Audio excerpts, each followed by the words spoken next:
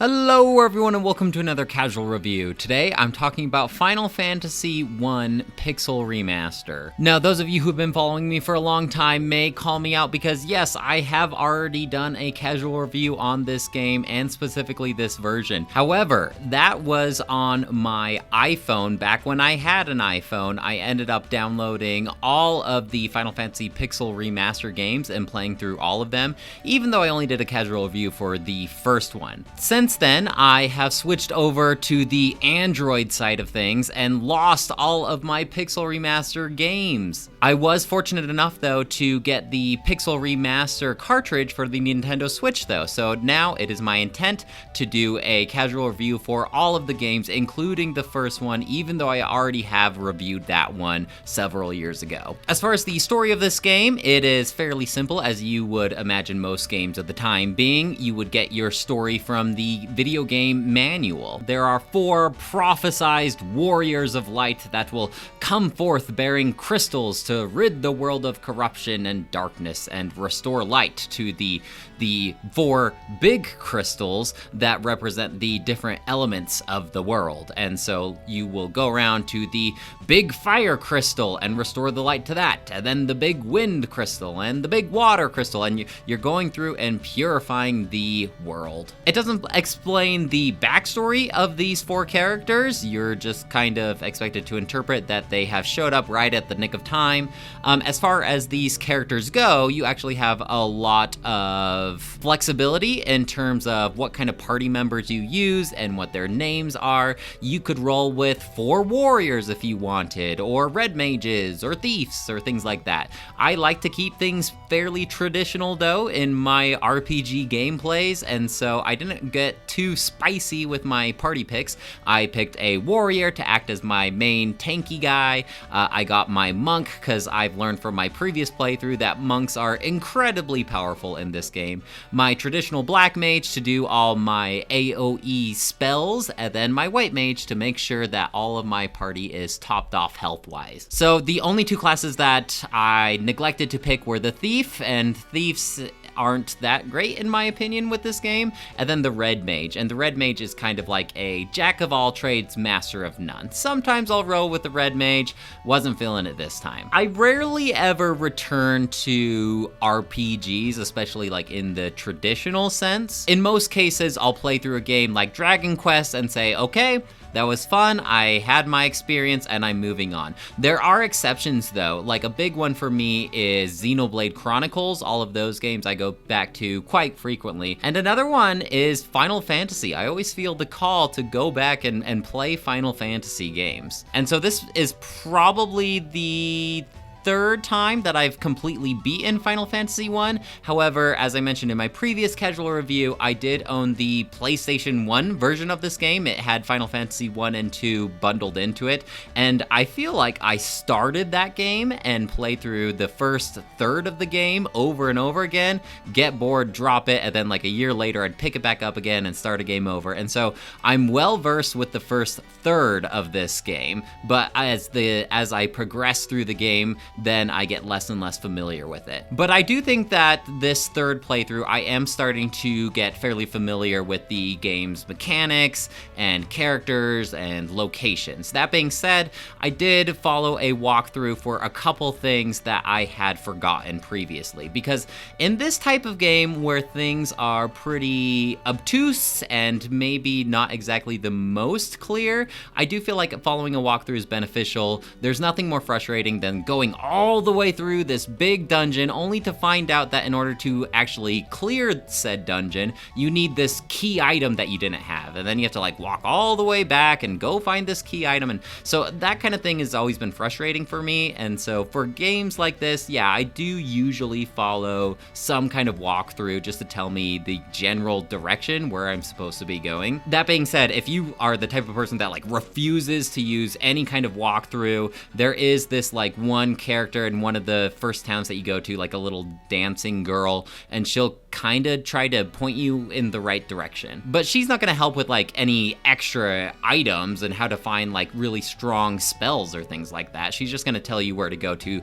progress the main story. I am pretty nostalgic about these types of old retro Final Fantasy games at this point. I love the music, I love the characters, love the combat systems. I do really like these pixel remaster games because they add a lot of quality of life features in order to make these older games more playable by today's more impatient standards. Like for me, I love the auto battle system where it makes grinding really easy. It makes going through these dungeons really easy, where your characters will just repeat the same action that they used last time. So it's really nice, just attack, heal, and use your fire spell over and over again. And so it makes these more mundane battles a lot easier to tolerate and a lot quicker as well. It's got like this toggle run system, so when you're walking around in the overworld, but when you're walking around like dungeons and towns, your characters are going to be moving a lot faster. It's got a quick save system. I believe the first versions of this game you had to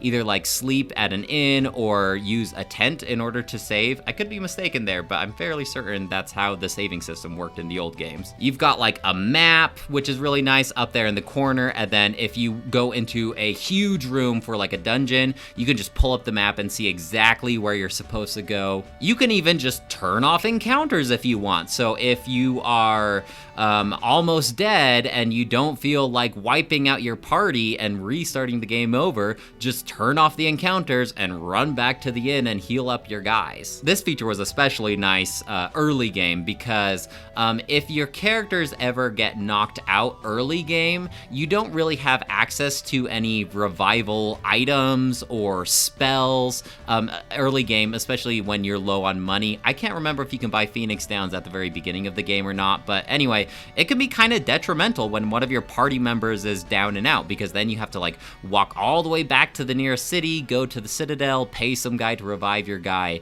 And it's just this whole thing. It's the same thing for like status effects too, especially when you don't have the means to heal the status effects. Like if one of your guys is poisoned and you don't have a way to heal that poison, they are going to take a ton of damage really quickly. Or stone, which like petrifies your party members.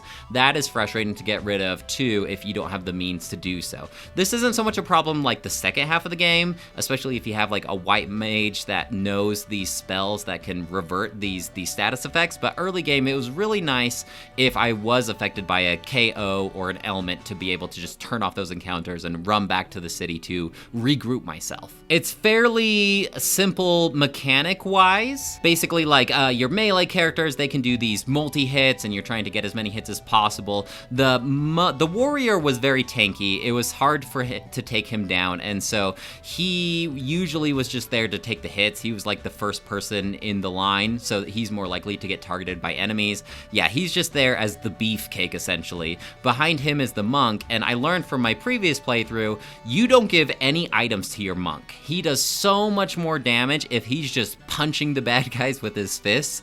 And so although it may say like, yeah, if you add these nunchucks to his weaponry, then his attack will go up, but no, his damage output is going to be way more if he's just punching the bad guys. And so yeah, he's doing damage in the 1000 by the end of the game for me, especially if you cast like haste or something on him, which makes him essentially like double the amount of hits that he would do. Black mages and white mages, I like how the spells work in this game. It's very unique to other RPGs, where other RPGs you would learn spells, and then in order to cast a spell, you would be taking out of the mana pool resource. So weaker spells don't take as much mana as like your strong spells. In this game, you have like these different tiers of magic, and you get these charges for those tiers. So like tier 1 magic, just like a regular fire or lightning or cure spell, you might gain additional charges as you level level up. So initially you could cast like 3 of these before you have to go heal,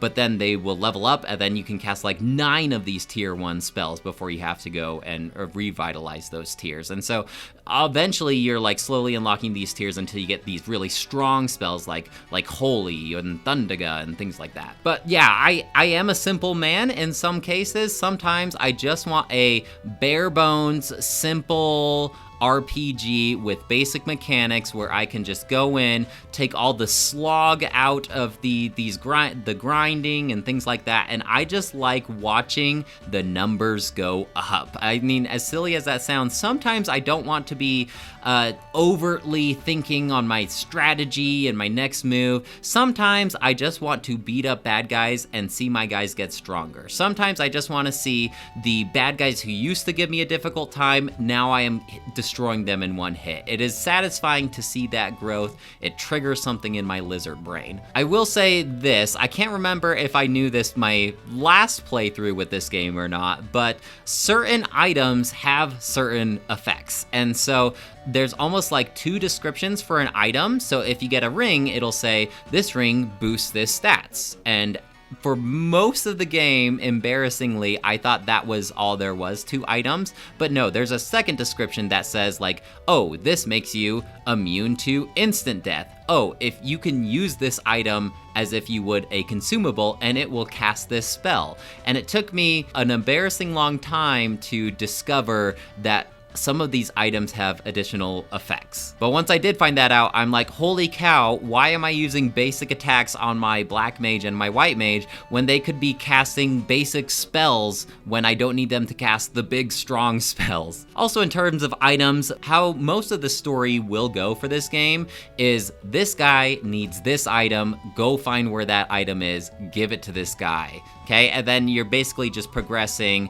slowly talking to people, finding the mystic key in order to unlock certain doors, finding the warp cube in order to go to this floating fortress in the sky, find this glass eye to give to the witch who lost her glass eye. So you're basically just hunting down these items in order to have access to more parts of the world.